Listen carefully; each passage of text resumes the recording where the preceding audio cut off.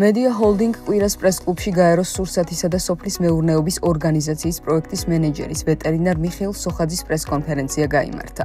კონფერენციის თემა ტრიქინელოზი გახლდათ, რომლის ფარგლებშიც მიხეილ სოხაძემ მიმოიხილა ისეთი საკითხები, როგორიცაა ტრიქინელოზის გამომწვევი მიზეზები, რისკები, თავიდან აცილების გზები. ეს არ არის არც ბაქტერიული დაავადება, არც ვირუსული, არც სოკოვანი, რომ დაუშვათ აირწვეთოვანი გზით ან შეხებით გადადიოდეს. ის გადადის მხოლოდ და მხოლოდ დაავადებული ხორცის ჭამით.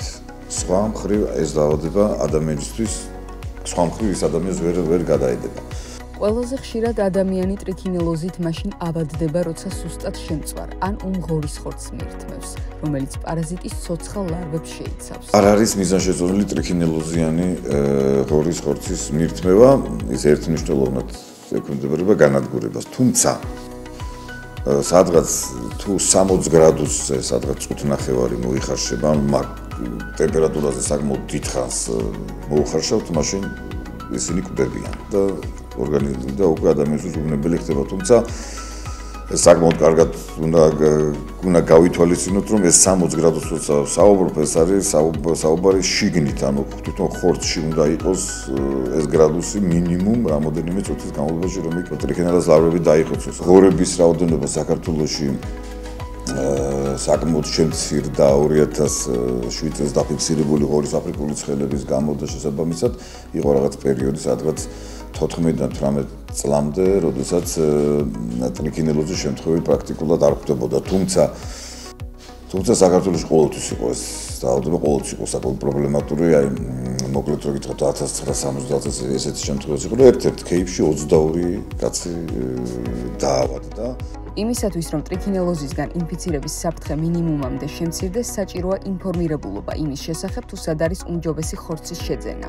ერთადერთი და მთავარი გამოსავალი არის ის, რომ ხორცი აუცილებლად უნდა შევიძინოთ სუპერმარკეტებში, აუცილებლად უნდა შევიძინოთ იმ ადგილებში, სადაც პირობებია დაცული, რაც იმას ნიშნავს აპრიორი, რომ ხორცი არის მიღებული სასაკლაოდან.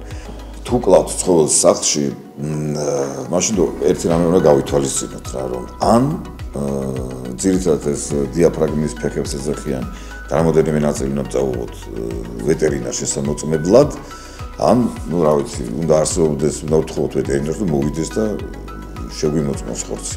თუმცა ისევ და ისევ ხაზგასმით ვამბობ, რომ ადამიანი მხოლოდ მაშინ ახარ დაცული, როდესაც ცხოველის დაკლა და არა მარტო ღორის ხდება ვეტერინარული ზედამხედველობის ქვეშ. ტრიქინელოზი არის დაავადება, რომელსაც შეუძლია ადამიანის ჯანმრთელობას სერიოზული საფრთხე შეუქმნას. მას აქვს უნარი გავრცელდეს მთელ ორგანიზმში და დააზიანოს სხვადასხვა ორგანო. როდესაც მიიღებ ლარვებით დასნებულებულ ხორცს და 1 გრამში შეიძლება ასობით ლარვაც კი იყოს, იმდენად სწრაფად მრავლდება, ის როდესაც ხდება ორგანიზმში პირველად ხდება ეს რა თქმა უნდა კუჭიდან პირველი რაც აქვს უკვე პირველი ასე ვთქვათ შეგრძნება ადამიანს ეს გულისრევა და დისკომფორტი შეიძლება ვთქვათ ფაღარათი გამოიწვიოს, შემდეგ თითქოს ეს განელდა და შემდეგ სადღაც 2-3 კვირის შემდეგ უკვე ეს ლარვები უკვე იბუდებენ განივზოლიან კუნთებში და აი მაგას უკვე იწყება აი შეშუპება არის პირველად აი თვალები, შემდეგ მთლიანად სახე შუპდება და იწყება ერთ-ერთი პირველი ნიშანია სახსრების ტკივილი, კუნთების უმძიმესი დაავადებაა. პრევენცია არის მთავარი საშუალება, რათა საზოგადოება დაცული იყოს ტრიქინელოზისგან. აუცილებელია ხორცის ვეტერინარული კონტროლი, მისი სათანადო თერმული დამუშავება და სურსათის უვნებლობის ნორმების დაცვა.